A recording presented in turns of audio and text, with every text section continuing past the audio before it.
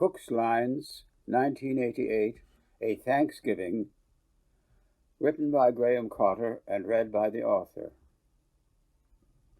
There they rested, the blind pig and the general store, with sheds and barns appropriate.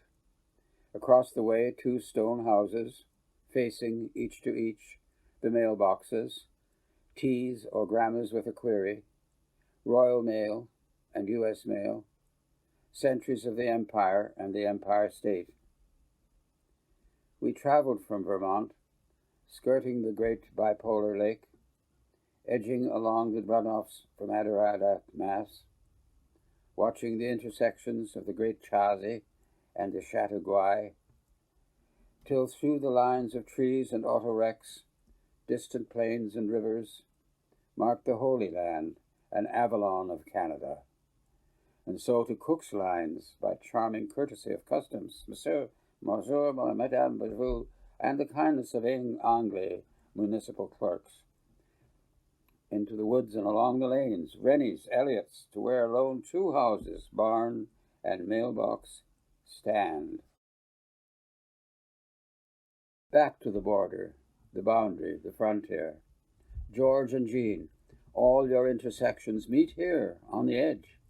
Sons and daughters, grandchildren, spouses, the friends they brought along to the wedding or the funeral.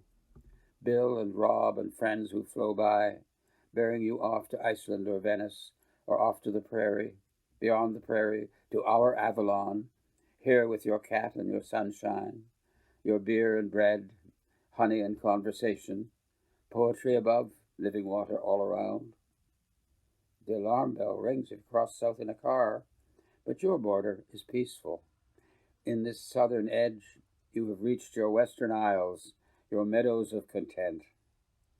They also call a border the frontier, where the fronts of brows and jaws confront, and the wild ones of America shake their guns, salute their flags, and kill themselves, buffalo lemmings of another West, a West not needed in your Avalon.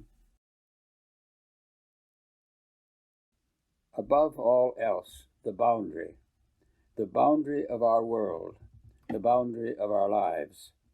A sudden jumps of phase transition, delimitation of both space and time. Does South connote the Big Bang or the crunch? Is all beyond this line a singularity? Or is it true, Stephen Hawking, that the boundary condition of the universe is that it has no boundary? Not my universe.